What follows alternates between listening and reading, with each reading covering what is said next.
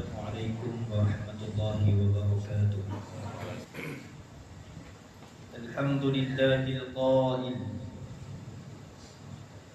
فإذا دخلتم بيوتا فسلموا على أنفسكم تحية من عند الله مباركة طيبة كذلك يبين الله لكم الآيات لعلكم تعقلون.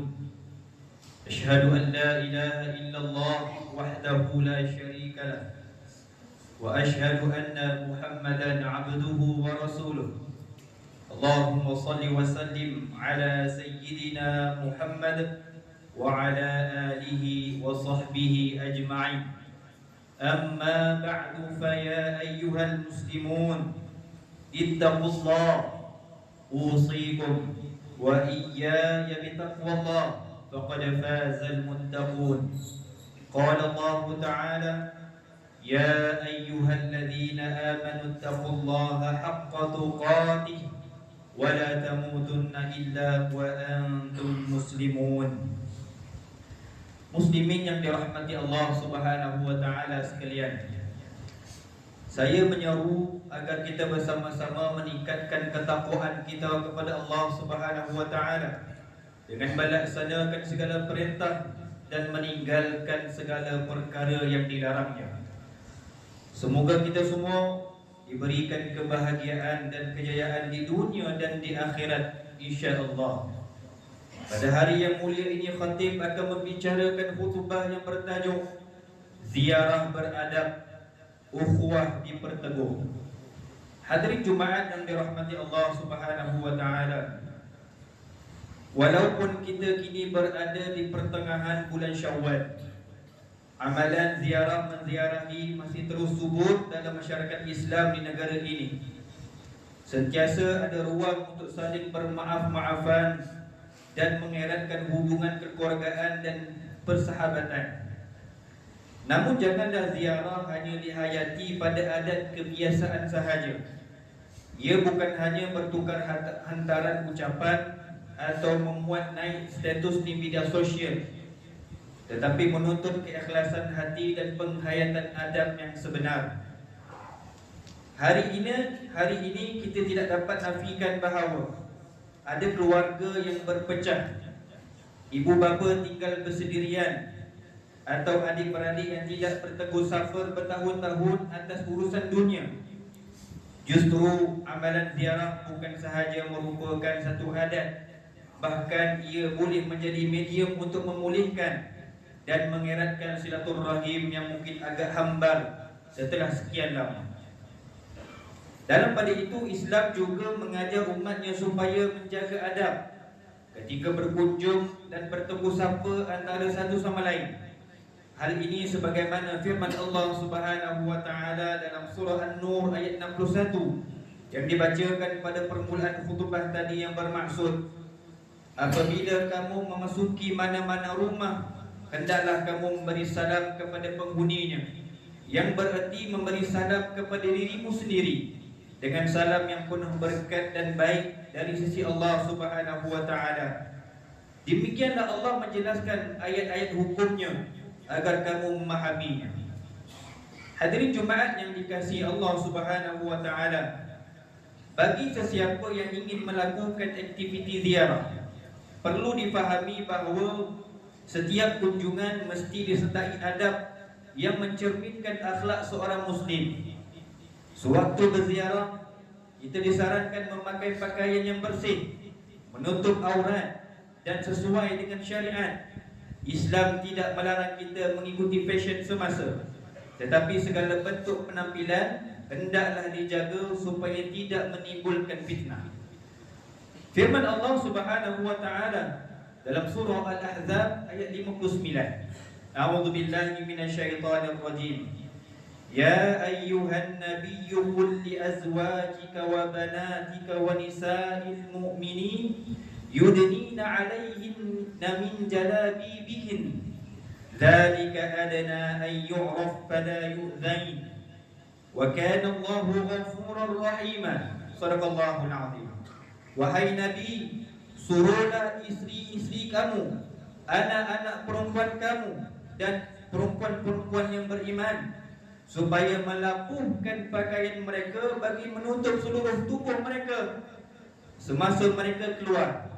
Demikianlah caranya agar mereka lebih mudah dikenali sebagai perempuan yang baik sehingga mereka tidak disakiti. Dan ingatlah Allah Maha Pengampun lagi Maha Pengasih. Selain itu, ziarah hendaklah dilakukan dengan penuh hormat, termasuk meminta izin dan memilih waktu yang sesuai bagi menghormati privasi tuan rumah. Elakkan berkunjung pada waktu rehat seperti sebelum subuh, tengah hari atau selepas isya, kecuali dengan keizinan tuan rumah. Dengan cara ini, amalan ziarah bukan sahaja memenuhi adab Islam, tetapi juga memastikan interaksi berlangsung dengan aman dan harmoni. Hadirin Jumaat yang berbahagia, matlamat utama ziarah ialah mengeratkan silaturahim dan memperkukuhkan ukhuwah Islamiyah. Namun ramai yang terlupa tujuan ini apabila leka dengan telefon pintar dan atau karenah anak-anak, hingga suasana ziarah terasa hambar. Oleh itu, setiap kunjungan harus diniatkan kerana Allah Subhanahu wa taala, supaya hubungan kekeluargaan dipererat dan kasih sayang sesama saudara terus dipelihara.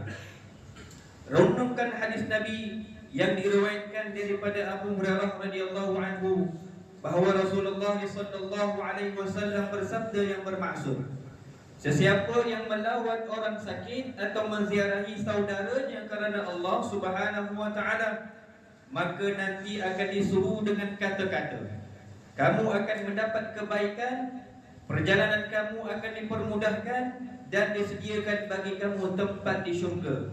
Riwayat Tirmizi. Dalam kita mengajar ganjaran sebagaimana yang disebutkan dalam hadis ini, janganlah kita mencemarkan adab ziarah dengan sikap yang tidak sepatutnya. Jagalah pandangan mata dan tingkah laku ketika berada di rumah orang lain. Tundukkan pandangan daripada memerhati keadaan di dalam rumah, kerana setiap rumah adalah ruang pribadi yang mesti dihormati. Lihatlah bagaimana Abdullah bin Mas'ud radhiyallahu anhu menegur sahabatnya yang meliarkan pandangan, demi Allah, kalaulah matamu itu terjungkil keluar, maka itu adalah lebih baik bagi kamu. Selain itu, tempoh ziarah juga mesti dijaga. Janganlah kita terlalu lama berada di rumah orang lain sehingga menimbulkan rasa tidak selesa kepada tuan rumah. Setiap tetamu perlu tahu batas dan menghormati waktu, kerana mungkin pada masa yang sama tuan rumah punya urusan yang lain yang perlu diselesaikan. Di samping itu, jauhilah segala perkara yang boleh menyusahkan atau menyakiti hati tuan rumah. Jangan meminta sesuatu di luar kemampuan mereka, apatah lagi mengkritik juadah yang disediakan. Sikap sebegini boleh merosakkan hubungan dan menggagalkan tujuan asal ziarah. Sebaliknya, hiasilah ziarah kita dengan doa dan kebaikan. Doakan tuan rumah agar dilimpahi rezeki dan keberkatan, sebagaimana doa yang diajarkan oleh Rasulullah sallallahu alaihi wasallam dalam sebuah hadis yang diriwayatkan daripada Al-Miqdad radhiyallahu anhu. Allahumma aqdim at'im man at'amani wa asqi man asqan. Ya Allah, ya Tuhan kami, berilah makan kepada orang yang memberi makan kepada kami, dan berilah minum kepada orang yang memberi minum kepada kami. Hadirin yang dirahmati Allah Subhanahu wa taala, gunakanlah peluang Syawal ini untuk benar-benar berukhuwah. Rendahkan sedikit ego yang mungkin selama ini kita pertahankan. Hulurkan tangan, bersalaman dan peluklah saudaramu dengan penuh kasih sayang, kerana mempereratkan hubungan itu jauh lebih bermakna daripada sekadar berhari raya di rumah yang indah tetapi hati masih berjauhan. Dalam masa yang sama, jagalah adab ketika berziarah. Jadikan kunjungan kita sebagai sesuatu yang menggembirakan, bukan yang membebankan. Jangan jadikan rumah terbuka sebagai tempat mengumpat, menabur fitnah atau menyebarkan cerita yang tidak pasti. Jangan pula pertemuan keluarga menjadi ruang membanding-bandingkan kelebihan hingga tanpa sedar ada hati yang terluka. hargai dan nikmatilah setiap detik bersama kaum keluarga dan sahabat handai masing-masing. Moga Allah Subhanahu wa taala berkati setiap ziarah dan pertemuan kita.